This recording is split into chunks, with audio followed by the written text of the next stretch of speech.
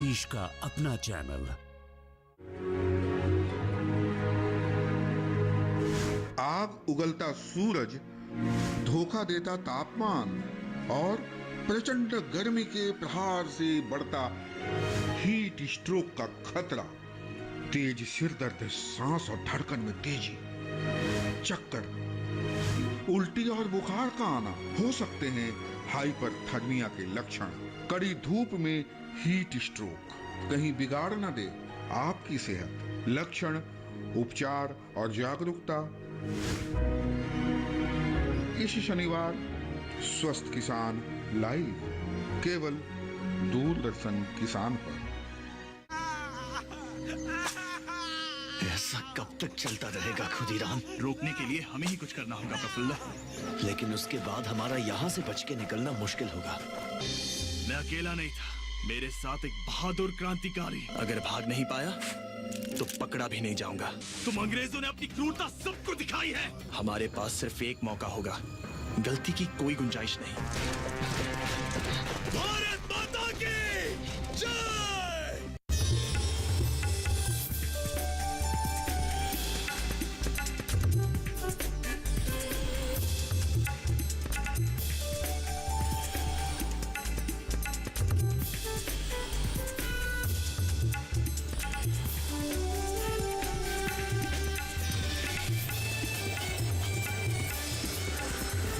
दीदी किसान, बदलते भारत की शान।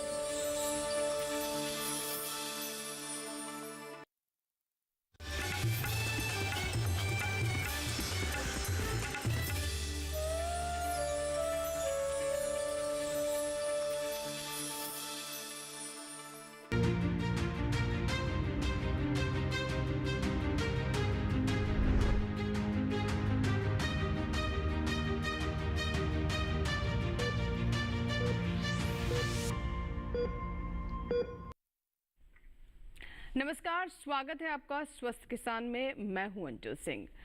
स्वस्थ राष्ट्र की कल्पना पर आधारित कार्यक्रम स्वस्थ किसान में हम बात करते हैं आपकी सेहत की। दोस्तों, पिछले कुछ दिनों से सूर्य की किरणें आग उगल रही हैं। पूरे देश में जलवायु परिवर्तन के कारण गर्मी पूरे शबाब पर है। दिल्ली, पंजाब, उत्तर प्रदेश, झारखंड समेत पूरे ओडिशा गर्मी के प्रकोप से करा रहा है। ग्रामीण क्षेत्रों में लोग लू के प्रकोप से बेहाल हैं और डिहाइड्रेशन समेत कई प्रकार की स्वास्थ्य समस्याएं देखने को मिल रही हैं। इसलिए बहुत आवश्यक है, जरूरत है कि आप सावधान रहें और जागरूक रहें। विशेषज्ञों की माने तो लगातार काम करते रहने और अधिक देर तक धूप के संपर्क में आने से आपको हाइपोथर्मिया हो सकता है। बता दें कि इस मौसम में न केवल पेट से जुड़ी बीमारियां होती हैं, बल्कि डिप्रेशन, एंजाइटी और कई प्रकार के इन्फेक्शन का भी खतरा बढ़ जाता है। लेकिन सबसे बड़ी समस्या जो हो जाती है वो है हीट स्ट्रोक या सनस्ट्रोक की। ऐसे में जरूरत है कि हम सनस्ट्रोक के लक्षणों को जल्दी से जल्दी पहचानें, क्योंकि ये एक मेडिकल इमरजेंसी भी होती है और इसका एक तरीके से प्रभाव आपके जीवन पर भी हो सकता है। जीवन में धमकी देने वाली स्थिति, जिसे कहते हैं लाइफ थ्रेट जैसी स्थिति हो सकती है। तो आज के कार्यक्रम में हम समझेंगे कि तेज गर्मी में किस प्रकार से हम अपने आप को स्वस्थ रख सकते हैं, कैसे अपना ख्याल रखें। इसके अलावा ये भी जानेंगे कि खेत खलिहान में काम करने वाले ग्रामीण अपना और अपने नवजात बच्चों का ख्याल किस प्रकार से रखें। आइए सबसे पहले नजर डालते हैं आज के स्वस्थ किसान के विषय पर। आज का हमारा विषय है कड़ी धूप में हीट स्ट्रोक, कहीं बिगाड़ न दे आपकी सेहत, लक्षण और उपचार। यानी गर्मी से कहीं आपकी सेहत ना बिगड़ जाए, इसी पर आज हम बात करेंगे। अगर आपको या परिवार में किसी और व्यक्ति को तापघात या हीट स्ट्रोक से संबंधित कोई समस्या है, किसी अन्य बीमारी से परेशान है, या फिर आप अपने स्वास्थ्य के बारे में कुछ पूछना जानना चाहते हैं, तो भी आप बेझिझक पूछ सकते हैं। बेझिझक हमें कॉल करें। हमारा टोल फ्री नंबर नोट कर लें। ये नंबर आपके लिए अगले 1 घंटे तक उपलब्ध रहेंगे। हमारे टोल फ्री नंबर देखिए आप, 1800-1130 और दूसरा नंबर है 1800-113061। नंबर आप फिर से देख लें, स्क्रीन पर हम लगातार आपके लिए चलाते रहेंगे। यहाँ से आप नंबर नोट कर सकते हैं और हमें कॉल कर सकते हैं। और आपकी समस्याओं के समाधान के लिए हमारे साथ स्टूडियो में मौजूद हैं 2 बड़े विशेषज्ञ, जो कि पूरे 1 घंटे तक आपके साथ रहेंगे, हमारे साथ रहेंगे। और हमारे साथ जो मेहमान, उनसे आपकी मुलाकात करवा देते हैं। राम मनोहर लोहिया अस्पताल के मेडिसिन विभाग के director professor doctor Subhash Giri ji हमारे साथ हैं। सर, बहुत बहुत स्वागत है आपका कार्यक्रम में। और आप लेडी हार्डिंग मेडिकल कॉलेज एवं हॉस्पिटल हॉस्पिटल के भी डायरेक्टर रह चुके हैं इससे पहले, तो लंबा अनुभव है आपका। और आपसे हम समझेंगे कि शुगर, बीपी और न्यूरो की जो दवाएं हैं लेने वाले जो व्यक्ति हैं उनके लिए तेज़ धूप और भीषण गर्मी किस हद तक खतरनाक हो सकती है, इसका किस तरह से उनके ऊपर प्रभाव पड़ सकता है और इसमें कैसे अपना बचाव करें। तो एक बार फिर से आपका स्वागत है और हमारे साथ जो दूसरे मेहमान हैं उनसे भी आपकी मुलाकात करवा देते हैं। आयुर्वेद विशेषज्ञ हैं हमारे साथ डॉक्टर मनोज निसरी जी हैं। आप भारत सरकार के आयुष मंत्रालय में सलाहकार हैं और आपसे हम समझेंगे कि इस गर्मी में, चिलचिलाती गर्मी में किस तरह की सावधानी बरतें। आयुर्वेद के अनुसार कैसा हमारा खान पान होना चाहिए ताकि हमारा इम्यून सिस्टम कमज़ोर ना पड़े। बहुत बहुत स्वागत है दोनों मेहमानों का एक बार फिर से कार्यक्रम में। तो आज हम बात करेंगे इसी हीट स्ट्रोक की, गर्मी के मौसम के बारे में कि कैसे गर्मी का प्रभाव हमारे ऊपर पड़ सकता है और ये गर्मी हमें बेदम भी कर सकती है। तो आगे हम बढ़े, आपकी कॉल्स ले, आपकी ईमेल्स ले, उससे पहले गर्मी पर एक विशेष रिपोर्ट हमारी देख लें।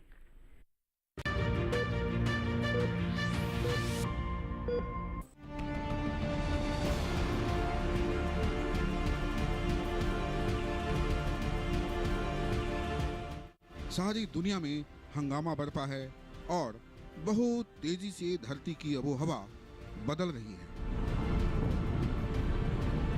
जहां ग्लेशियर पिघल रहे हैं और समुद्र में पानी बढ़ रहा है, वहीं नदियां सूख रही हैं। और तेजी से बदलते हुए इस मौसम का असर लगभग सभी व्यक्ति पर पड़ रहा है,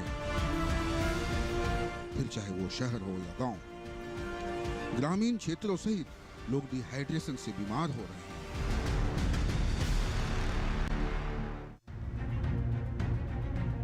गौरतलब है कि तेज धूप से जहां इलेक्ट्रोलाइट के असंतुलन की शिकायत हो जाती है, वहीं सूरज से निकलती सीधी पराबैंगनी किरणें आंख और त्वचा को भेदने से भी बाज नहीं आती।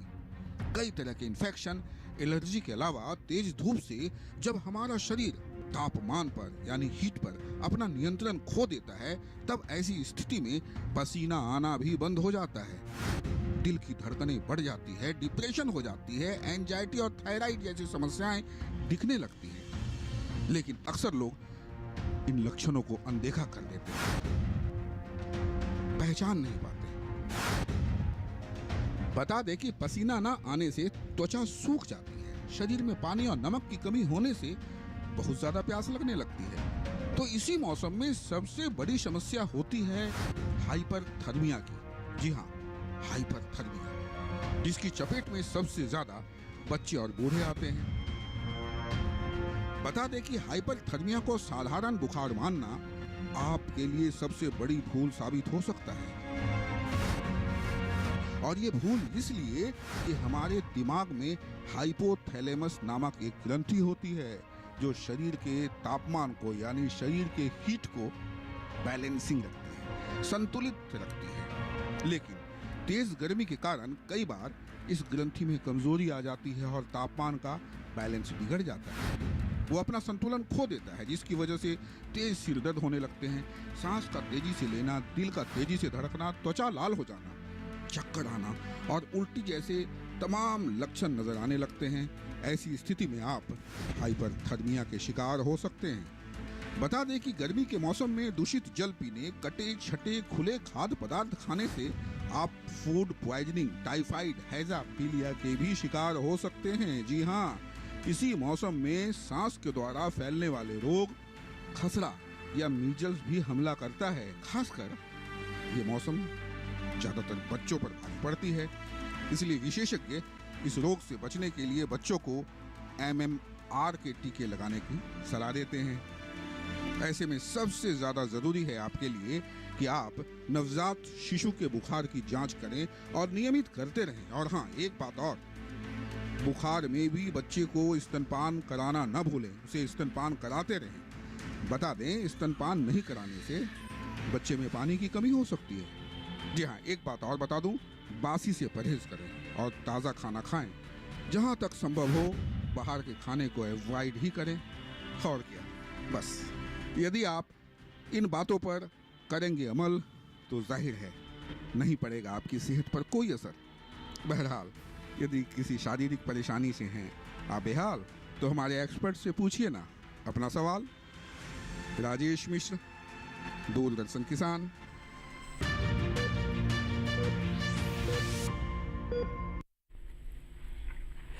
गर्मी से बचाव के लिए खुद को अनुकूल बनाने पर ये थी हमारी ज्ञानवर्धक रिपोर्ट, जागरूकता से भरी हुई ये रिपोर्ट अभी आपने देखी।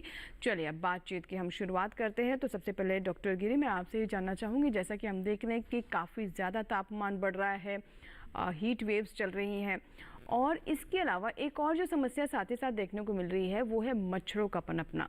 यानी डबल यहाँ पर समस्या हो गई। एक तरफ तो गर्मी है, वही मच्छर भी परेशान कर रहे हैं कि आप सोचें कि चलो दिन ढलेगा तो थोड़ी राहत होगी, और इससे बुखार जैसी समस्याएं आ रही हैं। बहुत केसेस हम देख रहे हैं कि हॉस्पिटल्स में बढ़ रहे हैं।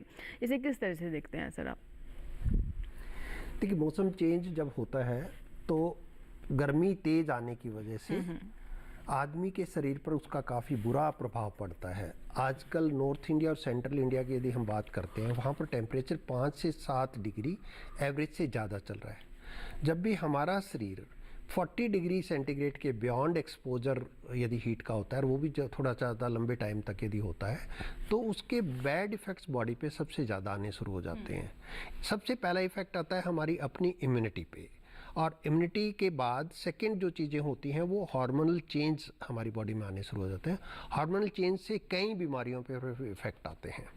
इसके साथ ही यदि लंबे टाइम तक हीट वाले एरिया में या सन में आदमी रहता है, खुली धूप में रहता है, जब तेज़ धूप पड़ती है तो उसके शरीर से पानी और नमक ज़्यादा स्वेटिंग होने की वजह से वो कम होता चलता है।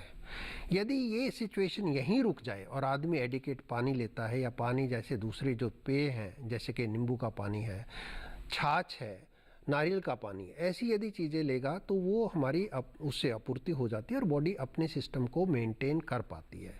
लेकिन यदि एक्सपोजर ज़्यादा रहे, धूप का एक्सपोजर ज़्यादा हो जाता है, यानी कि लंबे टाइम तक धूप में है, तो बॉडी का पानी कम होने की वजह से शरीर से पसीना निकालने के लिए भी पानी नहीं बचता। यानी कि इस टाइम बॉडी का अपना टेम्परेचर जो 37 डिग्री सेंटीग्रेड होता है उसके बियॉन्ड जाना शुरू हो जाता है। हमारी बॉडी में एक बायोलॉजिकल क्लॉक है जो बॉडी के टेम्परेचर को एक पॉइंट पे रोके रखता है। यदि बाहर का टेम्परेचर ज़्यादा है तो बाहर का टेम्परेचर हमारे शरीर को गर्म करेगा, और बायोलॉजिकल क्लॉक अपने हार्मोनल सिस्टम से बॉडी को कंट्रोल करते हुए वापस 37 डिग्री पे लेके आएगा। लेकिन जब ज़्यादा एक्सपोजर हो जाए तो बायोलॉजिकल क्लॉक फेलियर हो जाता है। उसकी वजह से बॉडी अब गर्म होनी शुरू हो जाती है, यानी कि बॉडी का टेम्परेचर ज़्यादा हो जाता है। यदि टेम्परेचर 104 डिग्री फ़ारेनहाइट के बियॉन्ड चला जाता है तो हम बोलते हैं कि उसको हाइपरथर्मिया हो गया। ये वो वाली सिचुएशन है जिस टाइम के शरीर उसका लाल हो जाता है। आमतौर पे आपने देखा होगा कि एक्जिला, यानी कि जिसको कांख भी बोलते हैं, उसमें आमतौर पे सीलन रहती है, यानी कि वहाँ पसीना रहता है। यदि किसी व्यक्ति का टेम्परेचर ज़्यादा है और उसकी जो एक्जिला में यदि पसीना नहीं है तो इससे पता लगता है कि उसको हाइपरथर्मिया हो गया। इसके साथ ही यदि टेम्परेचर आप देखेंगे तो उसका आमतौर पे टेम्परेचर 104 के बियॉन्ड होगा। उसको बहुत एक्सट्रीम वीकनेस महसूस होती है, प्यास ज़्यादा लगती है, साथ ही कई बार बेहोशी टाइप आने लगती है, इरिटेबल होने लगता है, और वो एंग्सियस होता है, और कई बार गिरने का डर रहता है कि उसको चक्कर आ जाता है या गिर भी जाता है। जी। यही सिचुएशन है कि वो डिहाइड्रेशन के फेज में चला गया। जी। यहीं पे कुछ लोगों में उल्टी भी शुरू हो जाती है और दस्त भी लग जाते हैं। वो एड ऑन कॉम्प्लिकेशन हो गया, क्योंकि पानी शरीर में पहले ही कम है और जो कुछ है तो वो भी उल्टी से और दस्त के थ्रू उसका निकलना शुरू और गंभीर सिचुएशन हो जाती है, और इसीलिए बहुत सिम्टम्स को समझना बहुत आवश्यक है। सर, एक कॉलर है, पहले हम उनका कॉल ले लेते हैं। नंद स्वरूप जी हमारे साथ हैं उत्तर प्रदेश के बाराबंकी से। नंद स्वरूप जी, स्वागत है आपका स्वस्थ किसान में। बताइए क्या प्रश्न है आपका? हाँ, नमस्कार सर। मैं जानना ये चाहता हूँ कि कैसे से हम लोग किसान हैं तो दिन में ही काम करते हैं, घाम में काम करते हैं खेतों में, तो हमें कितनी देर तक घाम में काम करना चाहिए, फिर हमें आराम करना चाहिए, फिर कितना काम करना चाहिए, जिससे ये जो गर्मी धूप से जो बीमारियां पैदा होती हैं, तो इससे बचने के लिए हमें कौन कौन से उपाय, कौन कौन एहतियात बरतने चाहिए? जी बिल्कुल, बहुत अच्छा प्रश्न है आपका, किसानों के लिए आपने प्रश्न किया है ये। तो डॉक्टर मनोज, मैं आपसे जानना चाहूंगी, जैसे इन्होंने कहा कि धूप में किसानों को काम करना होता है, और अभी तो कटाई भी हो ही रही है, गेहूं की कटाई कर रहे हैं बहुत सारे किसान अभी भी, तो ऐसे में किस तरीके से वो योजना बनाई, ये फिर कह सकते हैं कि कितने देर के खेत में काम कर रहे हैं, तो साथ ही साथ उन्हें किस तरह की व्यवस्था रखनी चाहिए कि पानी की कमी ना हो, क्योंकि एक धुंध सी हो जाती है जब कटाई का समय होता है, किसान काटता सोचता है इतना और निपटा लूँ, और वहीं कई बार समस्या गंभीर हो जाती है। बिल्कुल, ये संयुक्तिक प्रश्न है और ये बहुत प्रैक्टिकल है। तो इसमें पहले हमें ध्यान रखना चाहिए कि जो शरीर का हमारा जो पानी है शरीर के अंदर, वो शरीर के अंदर का पानी जो है वो निकल ना जाए, और जो बाहर की जो धूप है वो धूप से हम कैसे बचें। तो एक तो पहला ये है कि हम शरीर के ऊपर कुछ इस प्रकार से कपड़े पहने कि जो बहुत टाइट ना हो, जो बहुत कम भी ना हो। तो एक तो कपड़े इस प्रकार से ढीले पहनने चाहिए कि जिसमें आपका जो हवा जो है वो आपकी आनी चाहिए। उसी प्रकार से अपने सर को ढकना चाहिए। तो सर को जैसे नॉर्थ इंडिया में जो है वो गमछा बांधते हैं, तो गमछा बांधने से सर है, कान है, उसको ढका रहता है। उसको अगर हल्का सा पानी भी हम उसमें लगाएंगे तभी सर ठंडा रहता है। अगर बहुत गर्मी है तो कई जो प्रदेश हैं जो बहुत गर्मी होती है तो वहाँ पे प्याज रखने का भी एक रिवाज है, और ये प्याज रखने का जो रिवाज है उससे भी ये वो ठंडापन जो है वो दिमाग में वो बना रहता है, जिसके कारण उसका असर नहीं होता। उसके साथ साथ में हमें पानी है तो पानी पीना चाहिए। जो भी पानी हमें वहाँ पे उपलब्ध हो, जो अच्छा पानी हो, पीने लायक पानी हो, उस पानी को पीना चाहिए। पानी के अलावा उसमें अगर अब नींबू पानी मिलता है तो नींबू पानी को हमने लेना चाहिए। जब पसीना बहुत ज़्यादा निकलता है, और विशेषता ये जो अभी मौसम जो है इसमें सूखी गर्मी ज़्यादा होती है, और सूखी गर्मी के कारण शरीर में शायद पसीना ना हो लेकिन पानी शरीर का उड़ जाता है, और उसी के साथ साथ में शरीर में जो नमक है उसकी भी कमी हो जाती है। तो उसलिए हमें थोड़ा सा नमक पानी में मिला के उसको पीना चाहिए। और वो जो अलग अलग फल आजकल मिलते हैं, जैसे खीरा है तो खीरे को हमें खाना चाहिए, या तो जिसमें रस ज़्यादा है तो ऐसे जो फल है, अगर अंगूर मिलते हैं तो अंगूरों को खाना चाहिए। तो खीरा आमतौर पे मिल जाता है तो इनको हमें खाना चाहिए। अगर नारियल पानी मिलता है तो नारियल लेना चाहिए।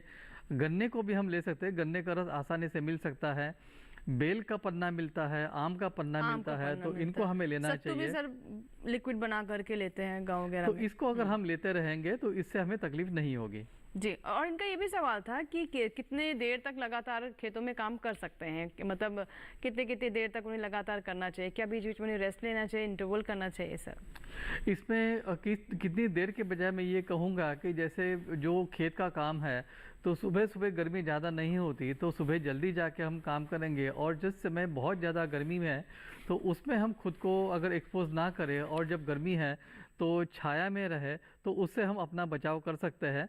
तो इस प्रकार से हम जो खेत का काम है उसको निपटा सकते हैं जी।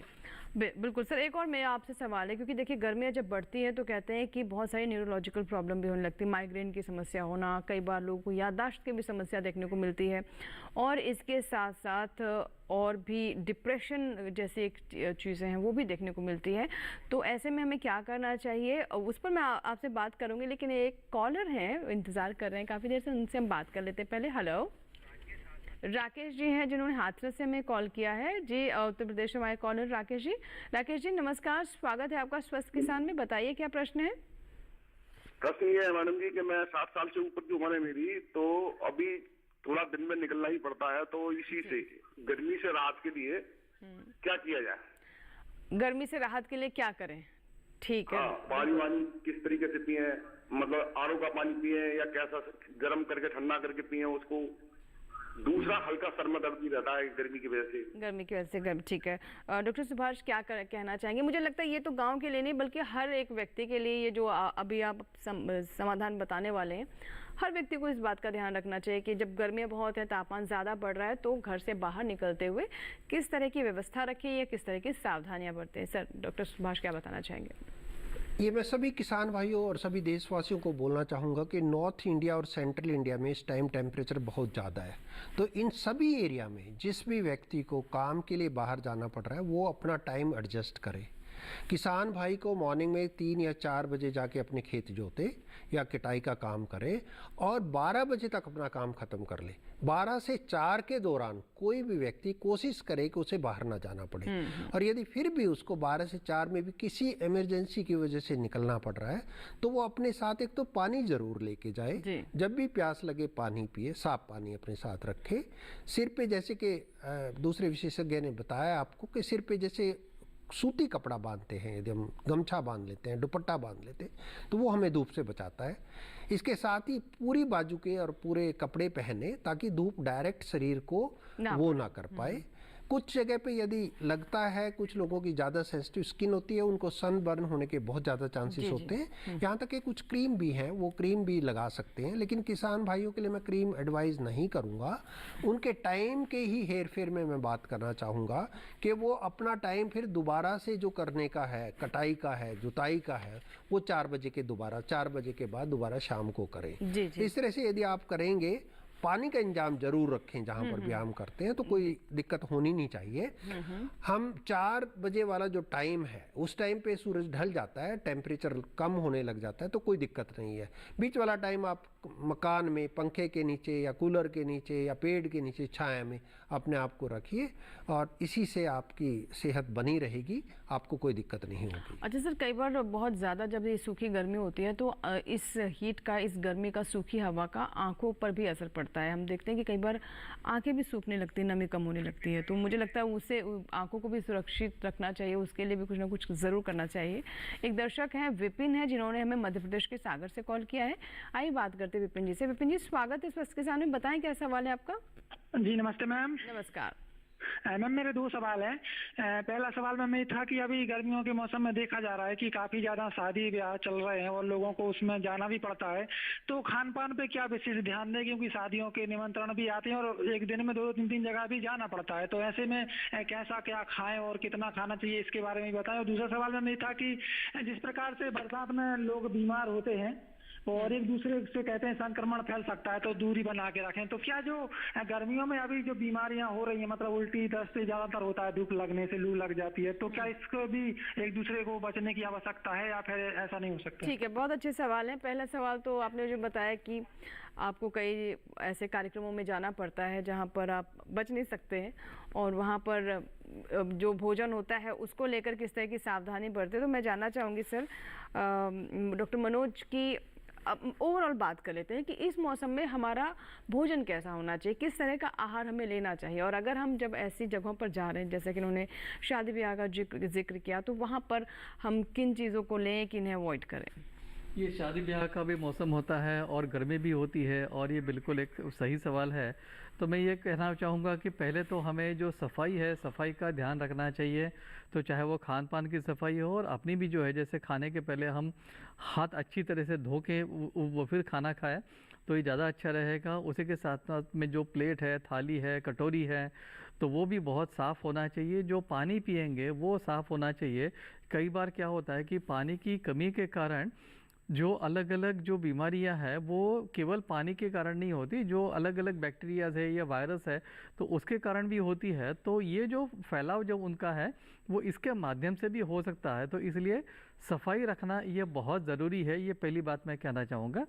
दूसरी बात यह है कि इस गर्मी का मौसम है तो इसमें तेज़ जब खाना या बहुत मसालेदार खाना या बहुत गर्म खाना, तो इस प्रकार से जो खाना होता है इसको हमें अवॉइड करना चाहिए, और जो खाना शरीर में एक ठंडक पैदा करे, शरीर को पानी दे दे, इस प्रकार से जो एक संतुलित और वो सामान्य आहार है उसको लेना चाहिए। तो उसमें कई सारे पदार्थ आते हैं, जैसे खीरा है, दही है, छाछ है, और नींबू शरबत है, शिकंजी है, शरबत है, तो ये सब खा सकते हैं आप। वो जो सब्जियां हैं, कई सारी सब्जियां आज जो मार्केट में आती है, जैसे तोरी है या लौकी है, इनका आप सेवन कर सकते हैं। लेकिन ये जो खाना जो है उसमें बहुत ज़्यादा मिर्च मसाला ना हो, तेल बहुत ज़्यादा ना हो, इस प्रकार से अगर हम रखते हैं तो इसका फ़ायदा जो है वो आपको सभी को होगा, और इससे हम अपनी सेहत को बचा सकते हैं। जो पेठा होता है, पेठा बहुत एक अच्छे और ठंडा एक पदार्थ है, और पेठे की सब्जी एक अच्छी भी बनती है। पेठे का रस निकाल के, पेठे के रस को अगर पिएंगे तो शरीर ठंडा रहता है, और पेठे का फ़ायदा जो है वो दिमाग को भी होता है, दिमाग भी अपना ठंडा रहता है। तो मुझे लगता है कि इस प्रकार से अगर हम आहार विहार रखेंगे हमारा, तो इससे बहुत फ़ायदा होगा।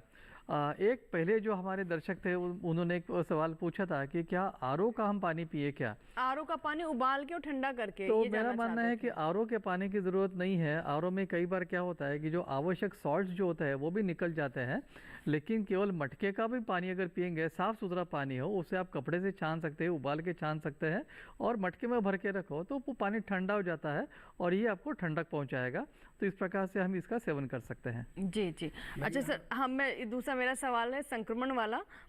ये जो जानना चाहते हैं कि आप बीमारी जो इस मौसम में होती है क्या दूसरे लोगों को वो पहुंच सकती है, संक्रमण हो सकता है, मैं इस पर आऊँगी, लेकिन एक कॉलर है, पहले हम उनका सवाल ले लेते हैं। और हमारे साथ अनुराधा जी हैं जिन्होंने राजस्थान से कॉल किया है। जी अनुराधा जी, बताइए क्या सवाल है आपका? जी मैम, मेरे गले में बहुत ज्यादा जलन रहती है। अच्छा, ये गर्मियों के मौसम में होता है? हाँ, ये गर्मियों के जलन बहुत ज्यादा हुई है, लगे क्या जलन 24 घंटे रहती है, जलन बढ़ती रहती है गले में।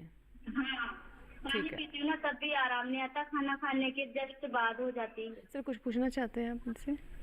खट्टी डकारें भी आती हैं आपको इसके साथ, और कुछ ये किसी खास खाने के साथ संबंध है इसका? कौन से तरह का खाना खाने से ये होता है? मतलब कि और भी खाना खाती हूँ ना मैं, कुछ भी नॉर्मल रोटी सब्जी वगैरह उससे। तो क्या खट्टी डकारें भी आपको आती रहती हैं? नहीं, खट्टी डकार पेट फूला रहता है। पेट फूलता है या पेट में भी दर्द रहता है? हाँ।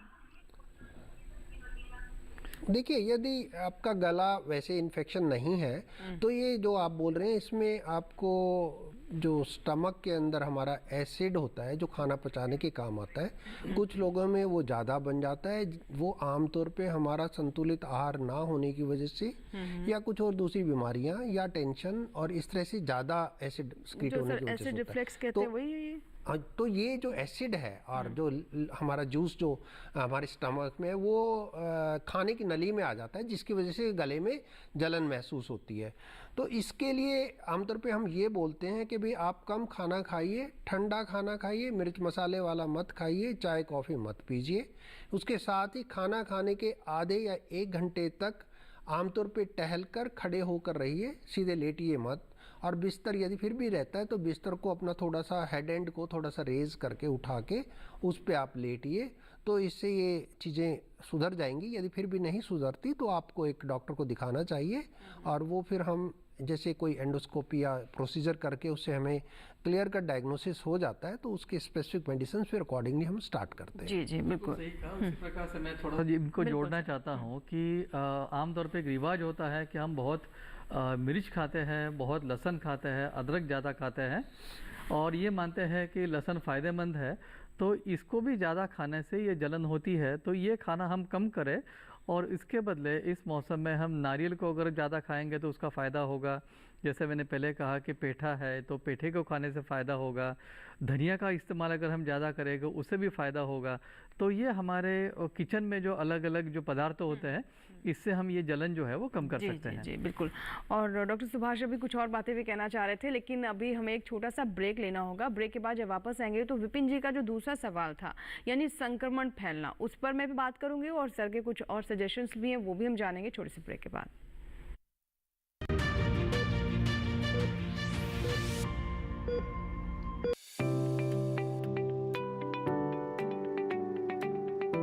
किसी फसल के बारे में, किसी तकनीक के बारे में या खेती से जुड़ी किसी विधि के बारे में कुछ रोचक जानकारियां। कृषि विशेष कार्यक्रम के लिए हम लोग पहुंचे हैं चंबल के बीहड़ों में। ये मुरैना जिले का एक क्षेत्र है जहां पर गुग्गल और सतावर की खेती होती है। कारोबार के किस्से, कुछ कामयाबी की दास्तानें। देखिए कृषि विशेष में बुधवार और शनिवार शाम 7 बजे और प्रतिदिन सुबह 7 बजे सिर्फ दूरदर्शन किसान पर। कृषि विशेष बुधवार और शनिवार शाम 7 बजे और पुनः प्रसारण प्रतिदिन सुबह 7 बजे सिर्फ दूरदर्शन किसान चैनल पर।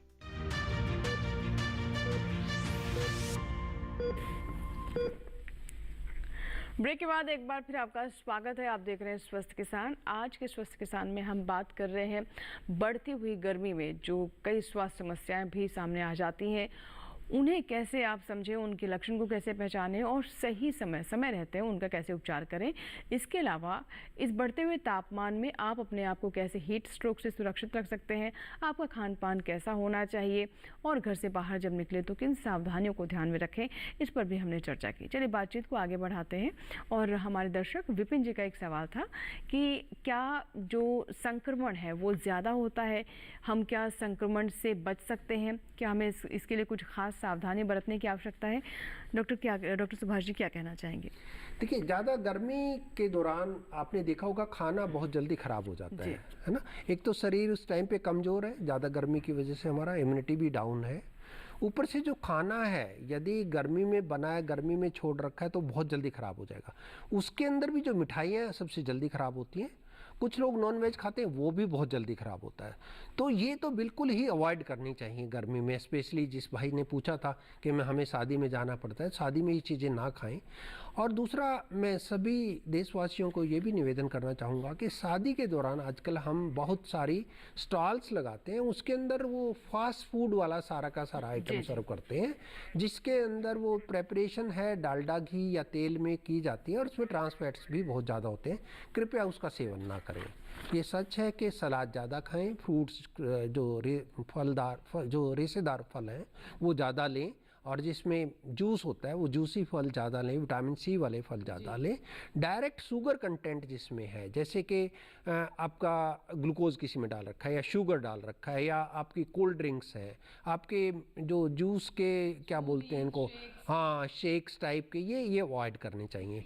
इसके साथ ही एक और बात देखने को मिलती है कि डायबिटिक पेशेंट्स जब बाहर जाता है गर्मी की वजह से उसका शुगर और ज़्यादा ख़राब होता है, और जब वो शादी के दौरान ये तले हुए ज़्यादा या फास्ट फूड या ज़्यादा जिसमें मिठाई है, जिसमें कार्बोहाइड्रेट का कंटेंट ज़्यादा, वो खाता है तो उसका शुगर और बढ़ जाता है। तो इस तरह से करके कुछ परहेज हमें अपने अंदर लाने पड़ेंगे और हमें अपना थोड़ा सा लाइफस्टाइल चेंज करके संतुलित आहार की तरफ जाना होगा।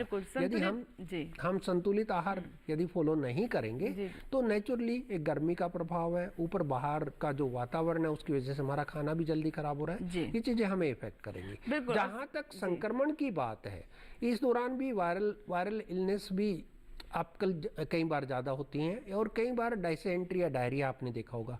डायरिया आमतौर पे हमें गंदा पानी पीने से या जो खाना खराब हो चुका है उसकी वजह से होता है। इसमें कोलरा बड़ा फेमस है। जैसे उन्होंने बोला कि हम डिस्टेंस बना के रखें, कोलरा एक इतना फास्ट स्प्रेड करता है कि यदि वो हाथ भी आप उस आदमी से, उसके इन्फेक्टेड हैंड से आपका मिल जाए तो आपको कोलरा होने की संभावना है। इसलिए खाने से पहले हाथ अवश्य धोएं और खाने के बाद भी बिल्कुल। तो हाइजीन मेंटेन करना तो देखिए हर मौसम में आवश्यक है, चाहे वो गर्मी हो, चाहे सर्दी हो, चाहे बरसात हो। खान पान का ध्यान रखना भी बहुत आवश्यक है। बैलेंस डाइट आपको हमेशा लेनी होगी और अपना एक स्वस्थ लाइफस्टाइल मेंटेन करना होगा।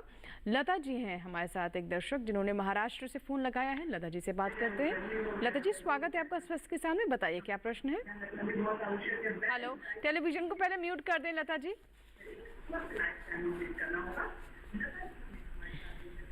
लता जी, मुझे सुन पा रही हैं आप?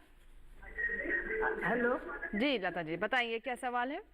मेरे को बहुत पसीना आता है गर्मी की वजह से, और पूरा एकदम पसीना अचानक आ जाता है, बंद हो जाता है, और पेट में दर्द हो रहा है, जुलाब होता है, और उल्टी आई तरीका हो रहा है।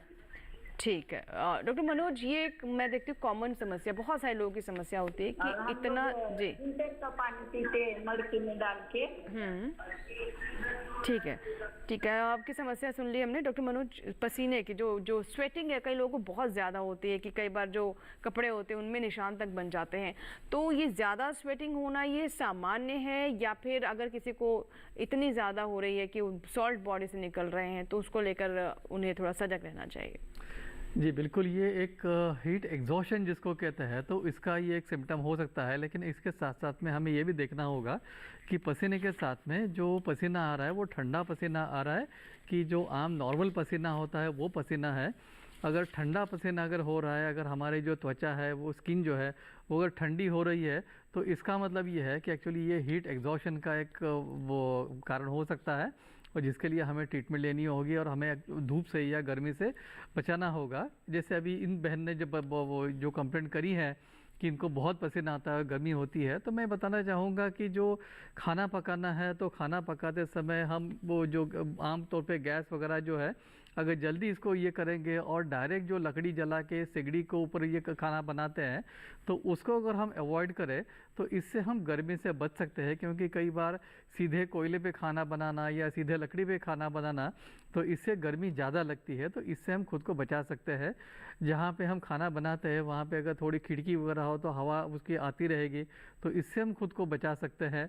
उसी प्रकार से कपड़े जो है, साड़ी है, तो ये जो हम पहनते हैं वो बहुत टाइट ना पहने, तो इस लेकिन वो उसको जो हम ढीला सा इस प्रकार से पहने रखें कि जिससे हम वो हवा भी चलती रहे और पसीना आएगा तभी वो सूख जाएगा, ये हम कर सकते हैं।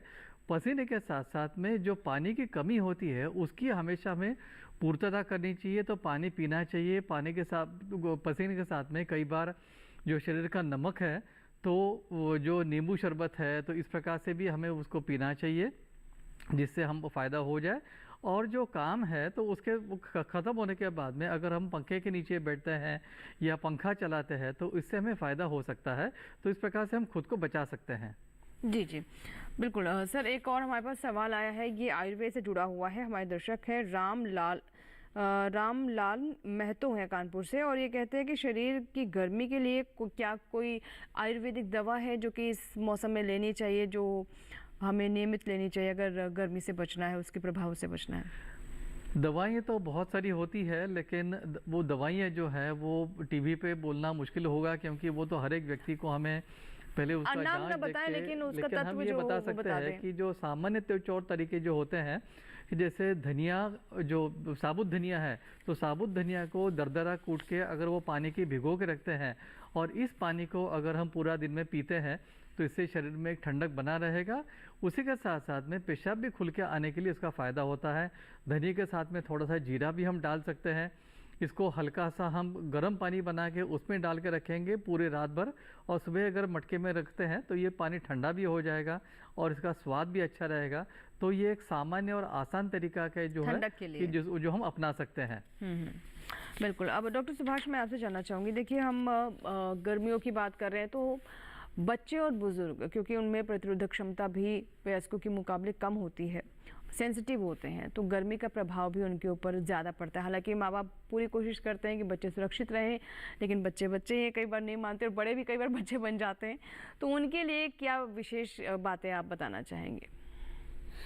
बच्चों के लिए सबसे पहले बात करते हैं, बच्चे कई बार है ना दोपहर के अंदर भी धूप में खेलते रहते हैं, तो हम सभी को ये ध्यान रखना होगा, माता पिता जी को ध्यान रखना होगा कि बच्चे दोपहर के अंदर स्पेशली 12 बजे से 4 बजे तक बाहर ना जाए, क्योंकि अभी गर्मियों की छुट्टी होने वाली है, तो बच्चे कई बार खेलते हुए बाहर धूप में खेलते रहते हैं और उनको प्यास लगी भी होगी लेकिन खेल छोड़ के वो वापस नहीं आएगा। तो इसलिए बहुत ज़रूरी है कि उसको इस पीक आवर में आप बाहर मत भेजिए, अर्ली मॉर्निंग में खेलने देना चाहिए उसको, और शाम को भी आप अलाउ करिए।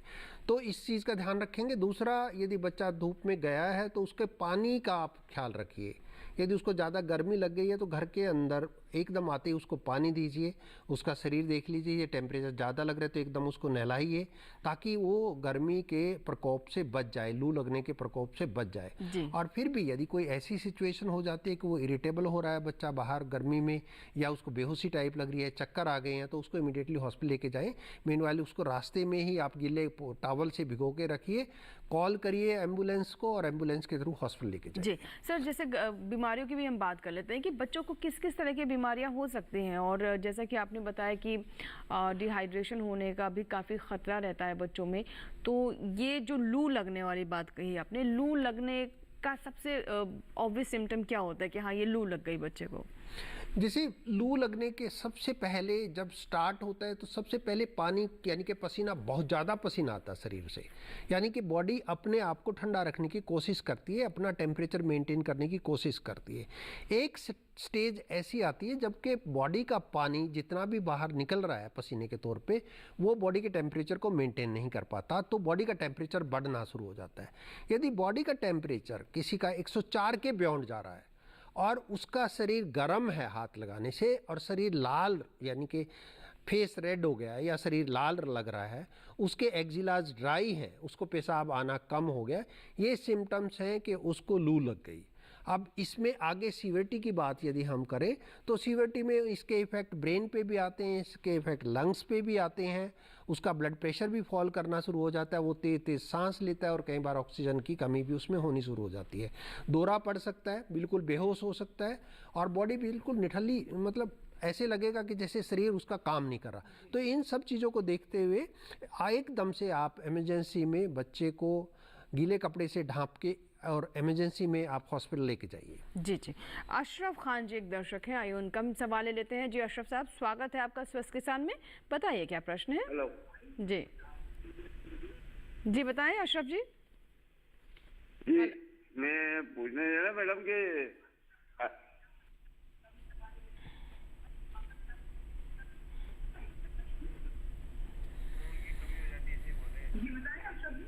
जी मैडम, मेरी जो नसें चौक हो रही है तो इसकी वजह से गर्मी में तो मैं सही साट रहता हूँ और सर्दी में जो है कि बिल्कुल हाथ पैर काम नहीं करते हैं। तो ऐसी वो बताइए आपके जो है ये गर्मी का मौसम में जो स्थिति है वही सर्दी के मौसम में स्थिति रहे। देखिए कुछ मैं आपको ये बताना चाहूँगा, कुछ लोगों को गर्मी में उसके जॉइंट्स और शरीर ज़्यादा काम करता है, लेकिन सर्दी में उनका ब्लड सर्कुलेशन पेरिफेरल बॉडी का कम हो जाता है। इसको हम रेनॉल्ड्स फिनोमेना बोलते हैं, जिसके अंदर उसका सर्दी में यदि ज़्यादा ठंडे पानी में काम करेगा तो उसका हाथ या फिंगर्स उसके पिंक हो जाती हैं और फिर ब्लू होनी शुरू हो जाती हैं। तो ये रेनॉल्ड्स फिनोमेना का सिम्टम्स मुझे शायद लग रहा है, आप किसी डॉक्टर से कंसल्ट कीजिए, अकॉर्डिंगली आपकी इन्वेस्टिगेशन और एग्जामिनेशन के बाद आपका पता लगेगा। जी डॉक्टर मनोज, अब हमारा एक सवाल था जो बीच में रह गया था, क्योंकि एक कॉलर थे जो हम बता रहे थे कि इस मौसम में कई बार बच्चों को भी और हर किसी को समस्या हो सकती है, जैसे डिप्रेशन, माइग्रेन और इसके अलावा याददाश्त की समस्या भी होने लगती है। तो इसके बारे में आपसे जानना चाहूँगी। तो इसमें जो पेठा होता है तो पेठे का बहुत फ़ायदा होता है, पेठे का हमें सेवन करना चाहिए। पहले तो एक्चुअली ये है कि हमें गर्मी से पहले खुद को बचाना चाहिए। मैं ये सारे दर्शकों को बताना चाहूँगा कि विशेषतः जो बच्चों को है, कई बार माता पिता जो है वो दुकान में जाते हैं, मार्केट में जाते हैं छोटी मोटी चीज़ लेने के लिए और बच्चों को गाड़ी में छोड़ के जाते हैं। तो गाड़ी में बिल्कुल नहीं छोड़ना चाहिए, क्योंकि गाड़ी बहुत गर्म हो जाती है और बाहर का तापमान है उससे कई ज़्यादा जो टेम्परेचर है वो अंदर रहता है। तो बच्चों को गाड़ी के अंदर नहीं छोड़ना चाहिए, ये मैं बताना चाहूँगा। उसी के साथ साथ में जो वयोवृद्ध है, जिनकी उम्र ज़्यादा है, उनको भी इसी प्रकार से गाड़ी में नहीं छोड़ना चाहिए। उनको चाहे आप बाहर लेके, जो अगर समझो दुकान है या वो किसी पेड़ है तो उसके नीचे आप बिठाइएगा तो उससे उनको फ़ायदा होगा। तो पहले तो ये ध्यान रखना चाहिए कि हम उनको पहले गर्मी से कैसे बचाएंगे। दूसरी बात यह है कि हम खान पान कैसे रखेंगे। तो बच्चों के लिए विशेषता जो है, तो एक तो उनको हमें हमेशा ध्यान देना चाहिए कि बच्चा अगर बहुत छोटा है पेशाब कैसे कर रहा है, पेशाब का रंग अगर किसी का भी अगर साफ़ आता हो तो इसका मतलब उसमें जो पानी की कमी जो है वो बिल्कुल नहीं है, पानी बिल्कुल ठीक ठाक है। जब पानी की कमी शुरू होती है तो पहले पेशाब का रंग जो है वो गहरा आना शुरू हो जाएगा। तो इसको हमें पहले ध्यान रखना चाहिए। बहुत छोटी छोटी चीज़ें हैं कि जिसको हम ध्यान रखना चाहिए और उसमें भले आपको प्यास लगे ना लगे, अगर थोड़ा थोड़ा पानी अगर दे दें तो फ़ायदा होगा। साथ में हमेशा पानी की बोतल हमने हमेशा साथ में रखनी चाहिए और उसके साथ में चाहे वो नारियल का पानी है, चाहे वो फ्रेश फ्रूट जूस है, गन्ने का जूस है, उसको लेना चाहिए। और विशेषतः दिमाग के ऊपर काम करने वाले जो अन्न सेवन जो पदार्थ जो है, तो इसमें एक पेठा जो है वो दिमाग के ऊपर अच्छा काम करता है, तो इसको हमें सेवन करना चाहिए। दिमाग को हमने तेल लगाना चाहिए, हमें अच्छी से नींद आनी चाहिए। तो अगर अच्छी नींद आती है तब भी हमें फ़ायदा होता है। खाने में हमें दूध दही ये भी रखना चाहिए। रात को सोते समय अगर दूध लेते हैं तो उससे नींद भी अच्छी आएगी और दिमाग भी हमारा अच्छा रहेगा। तो ये छोटी छोटी चीज़ें हम ध्यान रख सकते हैं। एक कॉलर है डॉक्टर प्रदीप साहू हैं, जिन्होंने हमें भोपाल से कॉल किया है। साहू साहब का भी सवाल ले लेते हैं। सर स्वागत है आपका स्वस्थ किसान में, बताएं क्या प्रश्न। भोपाल से डॉक्टर प्रदीप साहू बोल रहा हूँ मैडम। Good evening everyone.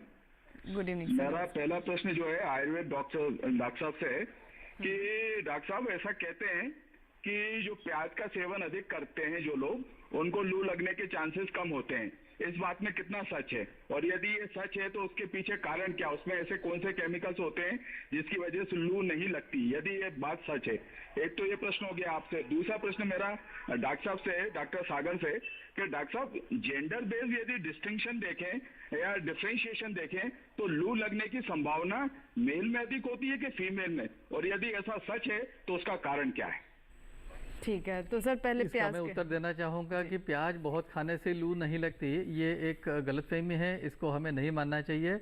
सबसे एक अब जो महत्वपूर्ण जो बात है वो ये है कि जो लू लगती है वो खुला बदन होने के कारण, खुला शरीर है उसके कारण लगती है, तो शरीर को ढकना चाहिए, क्योंकि शरीर की जो पानी है वो उड़ जाता है, तो शरीर को हम ढके रहना चाहिए और सर को ढका रहना चाहिए, तो ये बहुत ज़रूरी है।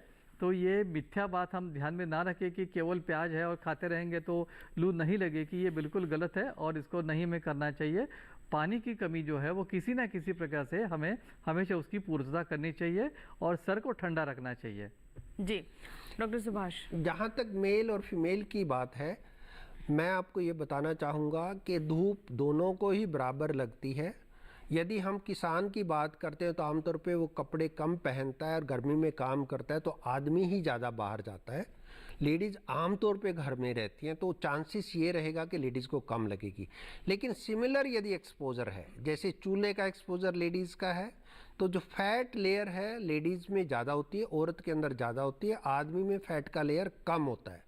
यदि सिमिलर एक्सपोजर दोनों का है, दोनों ही खेत में काम कर रहे हैं, कटाई कर रहे हैं, तो लेडीज़ को गर्मी लगने की संभावना ज़्यादा रहेगी बजाय के आदमी के। दूसरा ये है, प्रेग्नेंट फीमेल हो या जिसको कोई भी बीमारी, जैसे लंबी बीमारी है, शुगर की बीमारी है, ट्यूबरक्लोसिस है, रीनल फेलियर है, लिवर डिजीज़ है, इस तरह से कि यदि कोई किसी को तकलीफ है, हाइपरटेंशन है, ओबेसिटी है, तो उनको लू लगने की संभावना ज़्यादा रहेगी।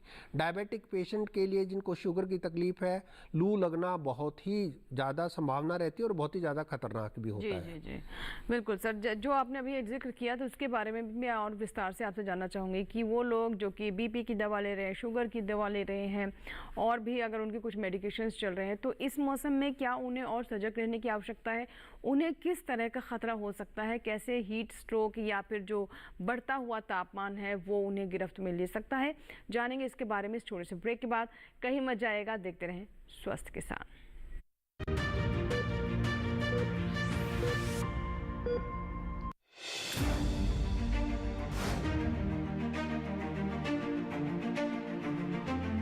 फसलों के भाव से लेकर उनकी आवक तक, पैदावार से लेकर बुआई के क्षेत्रफल तक, आयात से लेकर निर्यात तक, घरेलू से लेकर वैश्विक बाजार तक, मंडियों की सही और ताजा जानकारी पाएं। विशेषज्ञों की राय का लाभ उठाएं। देखिए मंडी खबर सोमवार से शनिवार शाम 5 बजे सिर्फ दूरदर्शन किसान पर।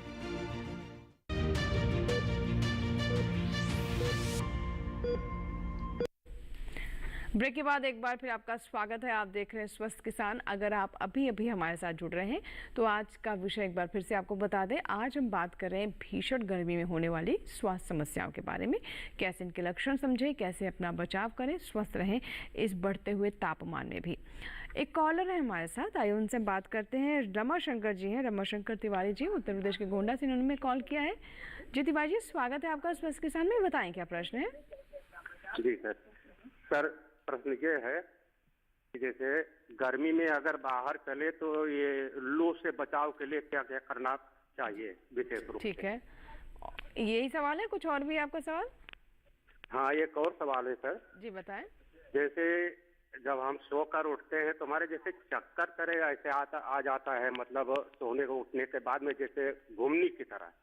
अच्छा ठीक है, चक्कर आते हैं। हाँ, तो जैसे लू से बचाव पर हमने काफ़ी चर्चा की है, बहुत सारे पॉइंट्स हमने डिस्कस किए हैं, लेकिन क्योंकि आप अभी अभी हमारे साथ जुड़े हैं तो हम आपके लिए एक बार फिर से दोहरा देते हैं। सर एक मुझे लगता है एक क्विक रिकैप कर लेते हैं कि गर्मियों में जो गर्मी है, हीट स्ट्रोक है, जो लू है, उससे बचने के लिए क्या क्या किया जाए। एक संक्षिप्त में बताना चाहूँगा जो हमने अभी बात करी। पहला तो यह है कि हमें शरीर की जो नमी है उसको बचा के रखना चाहिए। इस परिप्रेक्ष्य में ये बताना चाहूँगा कि जो अभी की गर्मी है और जो जुलाई अगस्त में जो गर्मी होती है, दोनों में अंतर ये है कि अभी की गर्मी जो है वो सूखी गर्मी है, और सूखी गर्मी में शरीर का पानी जो है वो काफ़ी कम हो जाता है। इसमें हम आमतौर पे अगर कहते हैं कि मतलब आइसक्रीम खाए तो फ़ायदा होगा या फ्रिज का ठंडा पानी पिए तो फ़ायदा होगा, तो वो नहीं होगा। उससे अच्छा है कि हम मटके का पानी पिए। दूसरी बात है कि एसी के बदले अगर हम कूलर चलाएंगे तो कूलर से हवा में हल्की सी नमी भी रहती है, तो ये ज़्यादा फ़ायदेमंद है और इससे हवा जो है वो एक कंफर्टेबल ठंडा रह जाता है, तो इसको हम प्रयोग करें। दूसरा ये है कि जो धनिया जीरा डाल के हल्का सा वो कूट के रात को पानी उसमें डाल के रखें और सुबह उसको मटके में डाल के ठंडा करके पिए, तो इससे नमी ये बची रहेगी। नींबू का शरबत हमें पीना चाहिए, छाछ पीना चाहिए, और जो कुदरत ने अलग अलग जो फल फूल इस प्रकार से अभी इस पर्टिकुलर मौसम में जो दिए हैं, जो आज मार्केट में हमें मिलते हैं, जिसमें लौकी है, जिसमें खीरा है, जिसमें तरबूजा है, जिसमें परवल है, तो ये सारी जो सब्जियां हैं इसको हम अगर खाने में रखें तो इससे हमें फ़ायदा रहेगा। जी सर, दूसरा सवाल, इनको चक्कर आते हैं सुबह उठते हैं तो? सुबह उठ के जो चक्कर आते हैं उसके कई कारण हो सकते हैं। एक तो ये हो सकता है कि अगर बीपी की बीमारी हो तो उससे भी चक्कर आ सकता है, तो हमें ब्लड प्रेशर पहले देखना चाहिए कि ब्लड प्रेशर तो सही है ना। मुझे पता नहीं कि इनकी उम्र क्या है, लेकिन जो वृद्ध लोग होते हैं अगर वो जल्दी से अगर उठते हैं तो उसको और खड़े रहते हैं तो उसके में वो ऑर्थोस्टेटिक हाइपोटेंशन जिसको कहते हैं कि एक क्षण के लिए, 2 क्षण के लिए जो है वो ब्लड फ्लो दिमाग में आने के लिए टाइम लगता है, और उसमें उस दौरान एक चक्कर आ सकती है, तो ये भी संभावना हो सकती है। जी, जी। गर्दन में अगर बीमारी है तब भी, अगर जिसको सर्वाइकल स्पॉन्डिलिटिस कहते हैं उसके कारण भी चक्कर आ सकते हैं, तो चक्कर आने के कई कारण हो सकते हैं। तो मुझे लगता है कि इसके लिए अगर डॉक्टर को देखें और दिखाएं तो ज़्यादा अच्छा रहेगा। एक बार विशेषज्ञ से दिखा लें तो बेहतर रहेगा। डॉक्टर सुभाष, एक तो हमारा जो ब्रेक से पहले मैंने सवाल किया था कि जो कई जो पेशेंट्स हैं, बीपी है, शुगर है, और अगर किसी तरह की मेडिकेशन पर है, तो इस बढ़ते हुए तापमान में उन्हें क्या करना चाहिए? देखिए, जैसे कि हम देखते हैं जब बहुत ज़्यादा एक्सट्रीम टेम्परेचर होता है, जैसे अब आजकल गर्मी है, गर्मी में हमारा बॉडी का जो हार्मोनल सिस्टम भी चेंज हो जाता है। हमारी अपनी जो क्षमता है किसी भी बीमारी से लड़ने की कम हो जाती है। जहाँ तक कुछ एक स्पेसिफिक बीमारी की बात करें, जैसे हम डायबिटीज़ की बात करते हैं, तो डायबिटीज़ एक्सट्रीम हीट एक्सपोजर में बहुत ज़्यादा डिरेंज हो जाती है, बॉडी से पानी भी कम हो जाता है। तो कई बार ज़्यादा ही शुगर बढ़ने से और पानी शरीर में यदि कम है तो बेहोशी की हालत में चला जाता है, और भी कॉम्प्लिकेशन कहीं हो सकती हैं। तो डायबिटिक पेशेंट को बड़ा ध्यान रखना है कि उनका शुगर गर्मी की वजह से डिरेंज होगा तो वो अपना रेगुलर चेकअप करवाएं, डॉक्टर के अकॉर्डिंगली अपनी रेगुलर मेडिसिन लें। यदि शुगर बढ़ रहा है तो अपनी मेडिसिन बढ़वा लें, डॉक्टर से चेक करवा लें। उसी तरह से दूसरी बीमारियों की हम बात करते हैं, ब्लड प्रेशर की। ब्लड प्रेशर भी जब एक्सट्रीम जो हीट एक्सपोजर होता है वो आपका बढ़ जाता है। यदि किसी का मेडिसिन प्रॉपर नहीं लिया जा रहा और ब्लड प्रेशर बढ़ जाता है तो उसकी कॉम्प्लिकेशंस जैसे कि आपको समझ में आपको आती हैं, उसी तरह से वो सारी कॉम्प्लिकेशन उसमें हो सकती हैं। चाहे वो पैरालिसिस का अटैक है, कार्डियक पेन हो जाता है, चेस्ट पेन की वजह से, चेस्ट पेन में यदि ज़्यादा सीवियर हो जाता है तो हार्ट अटैक की फॉर्म में चला जाता है। तो ऐसे मल्टीपल चीज़ें हैं। किडनी फेलियर वाले पेशेंट को भी गर्मी में बहुत दिक्कत होती है। तो क्रॉनिक कंडीशन जो भी लगाएंगे आप, उसके अंदर गर्मी के एक्सपोजर की वजह से हमें मैक्सिमम विजिलेंस चाहिए कि हम अपने टेस्ट करवाएं और डॉक्टर को सलाह लेके अपनी दवाइयाँ अकॉर्डिंग रेगुलर टाइम पे खाएं, और अपने आप कुछ खरीद के ऑन द काउंटर ना लें। बिल्कुल सर, इसके साथ ही एक चीज़ जो हम बीच में शायद वो कवर नहीं हो पाई, मैं सभी किसान भाइयों को बताना चाहूँगा कि जो संक्रमण इस टाइम पे जो हम देखेंगे, दोबारा से मैं इसको हाईलाइट करना चाहता हूँ, पानी का जो गंदा पानी हम पीते हैं, एक तो उस पर ध्यान रखना है कि पानी हम साफ पिएं, उसकी वजह से डायरिया, डायसेंट्री बहुत कॉमन होगा। दूसरा, यदि हमारी सराउंडिंग में मक्खियां हैं तो वो हमारे खाने को और पानी को दूषित करेगी, उसकी वजह से टाइफाइड, कॉलरा और डायसेंट्री तीनों ही चीजें होने की संभावना है। वायरल हेपेटाइटिस भी आपको हो सकता है। तो इस दौरान इस चीज से बचिए कि अपना खाना ताजा खाइए, ढक के रखिए, मक्खियों को पनपने मत दीजिए। इसके साथ ही इस सीजन में मैडम ने पहले भी बीच में अंजू ने बोला था कि मच्छर भी बहुत ज्यादा है, कि शाम को भी निदान नहीं मिल रहा। उसके लिए फिर भी अपने सराउंडिंग एरिया में आप साफ रखिए। वैसे आमतौर पे ये देखा जाता है जब गर्मी बहुत तेज हो जाती है तो मच्छर पनपने कम हो जाते हैं और उनकी संख्या कम हो जाती है। लेकिन एक चीज देखने को जरूर मिलती है कि घर के ठंडी जगह में जरूर मच्छर छुपे रहते हैं और वो नुकसान हमें पहुंचाते हैं। तो मच्छरदानी पहनिए, मच्छरदानी में सोइए, आपने पूरे स्लीव्स के कपड़े पहनिए और सुबह शाम जिस टाइम पे मच्छर मैक्सिमम अटैक करता है उस टाइम पे जब यदि बाहर जा रहे हैं तो अपना ज़्यादा ख्याल रख के अपने चाहे ज़रूरत लगता है तो ओडोमास टाइप जो क्रीम, मैं कंपनी का नाम नहीं लेना चाह रहा, कुछ एक क्रीम आप लगा सकते हैं जिससे कि मच्छर आपको ना काटे। घर के अंदर भी हम कुछ एक केमिकल्स ऑल्दो बॉडी को नुकसान पहुंचाते हैं वो भी कर सकते हैं, स्प्रे कर सकते हैं ताकि मच्छरों से बचाव करें। जी ठीक है सर, कुछ हमारे पास एक ईमेल सवाल ले लेते हैं सर, फिर साथ साथ आप बताइएगा। ये रमेश प्रजापति है जिनका कहना है कि इनकी उम्र 45 साल है, पेट में मरोड़ होती है, दर्द भी रहता है, भोजन करने के 15-20 मिनट बाद इन्हें मोशन शुरू हो जाते हैं, तो क्या इसका भी गर्मी से किसी तरह से संबंध है, जानना चाहते हैं सर।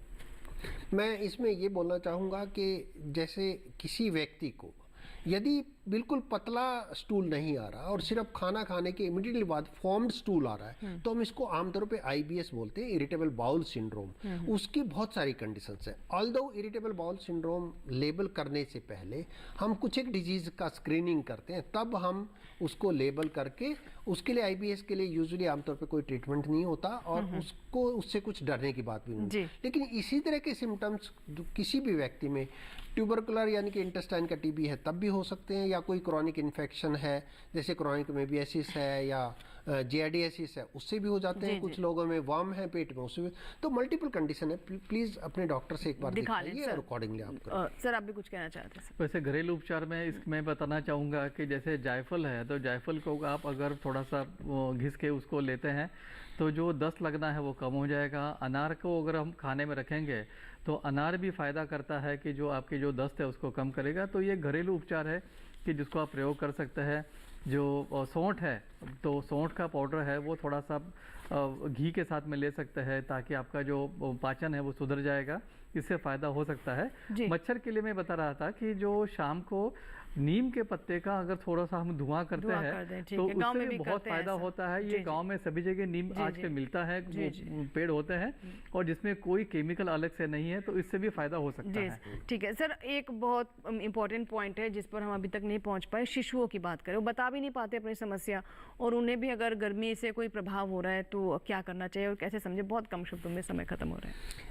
देखिए बहुत ही कॉम्प्लिकेटेड है। शिशु 1 साल से जब छोटा होता है तो बोल नहीं पाता, अपनी प्रॉब्लम भी नहीं बता पाता। लेकिन शिशु को जो मदर उसको जो पालती है, mother is the best doctor. उसको मदर को पता लगता है मेरे बच्चे को इस टाइम पे क्या प्रॉब्लम है।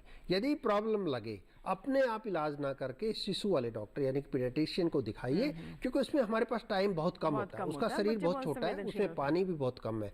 कभी भी यदि छोटे बच्चे को उल्टियाँ या दस्त लगे तो इमीडिएटली अपने डॉक्टर के पास जाइए। जी जी, बहुत बहुत शुक्रिया सर। मैं बताना चाहूँगा कि बच्चों को विशेषतः जो माता का दूध पीते हैं तो माताओं ने उनको हमेशा दूध देना चाहिए। बाहर का पानी जो है वो ना दे तो ज़्यादा अच्छा है। और बच्चों के ऊपर ध्यान रखें, अगर उसमें कुछ फोड़े फुंसी इस प्रकार से कुछ अगर दिखाई देते हैं या उसका शरीर का तापमान जो है वो अगर लगता है कि गर्म है तो तुरंत जो है वो बच्चों के डॉक्टर है उनकी सलाह लें। बिल्कुल, बहुत बहुत शुक्रिया डॉक्टर सुभाष सर आपका भी, डॉक्टर मनोज सर आपका भी बहुत बहुत धन्यवाद। आप दोनों ने बहुत ही अच्छे से आज के विषय को समझाया और हमारे दर्शकों की ईमेल्स और उनके कॉल्स के जवाब दिए और हमें पूरी आशा है कि आपकी तरफ से जो सलाह दी गई है उससे हमारे दर्शक अवश्य लाभान्वित होंगे। हमारे किसान खेतों में जब जाएंगे, कृषि कार्य करेंगे तो आपकी सलाह का अवश्य ध्यान रखेंगे और स्वस्थ रहेंगे। चलिए अब दोस्तों आपको बता दें कि पिछले सप्ताह हमें बहुत सारे ईमेल्स आए हैं और उनके बारे में आपको बता दें। हमारे पास पंजाब से जतिंदर जी का एक ईमेल आया है। उन्होंने क्या कहा है वो बता दें आपको। उन्होंने जानना चाहा है कि शिशु का मल जो है उसमें खून आता है तो इसके लिए क्या करें। इसी तरीके से एक और हमारे पास ईमेल आया है, आइए उसके बारे में भी हम जान लेते हैं कि वो ईमेल क्या है। ये है ईमेल हमारे पास पुणे से आया है और साझी जी हैं जिन्होंने मेल किया है और कान से पानी आने की समस्या समस्या के बारे में ये बता रहे हैं। और साथ ही आपको बता दें कि महाराष्ट्र से एक और हमारे पास यहाँ पर सवाल आया है। महाराष्ट्र के बारामती से प्रतिभा शर्मा ने लिखा है कि माइग्रेन की समस्या है और उनकी माँ को कई समय से माइग्रेन की समस्या है, जिसके कारण वो काफ़ी परेशान रहती हैं। तो ऐसे में क्या करें? तो दर्शकों को बता दें आपको कि हमारी पूरी कोशिश रहेगी कि विशेषज्ञों के सामने आपकी समस्याओं को हम लेकर हाजिर हों और इसकी सूचना आपको कार्यक्रम के माध्यम से 2 दिन पूर्व यानी टेलीविजन के माध्यम से आपको ये जानकारी मिल जाएगी कि इस विषय पर हम कार्यक्रम करने वाले हैं। आप इसी तरह हमें मेल करते रहें, अपनी समस्याओं को हम तक पहुंचाते रहें ताकि उनका हम समाधान अपने विशेषज्ञों से ले सकें। हमारा ईमेल आईडी नोट करें swasthkisanlive@gmail.com। इसी के साथ ही आज के लिए स्वस्थ किसान में फिलहाल इतना ही। अगले सप्ताह मुलाकात होगी एक नए विषय के साथ। तब तक आप स्वस्थ रहें, मंगल रहें और हाँ, गर्मी से अपने आप को बचाने के तमाम उपाय ज़रूर करें। बहुत आवश्यक ना हो तो घर में ही रहें और अगर बाहर निकले तो अपने आप को धूप से बचाएं। नमस्कार।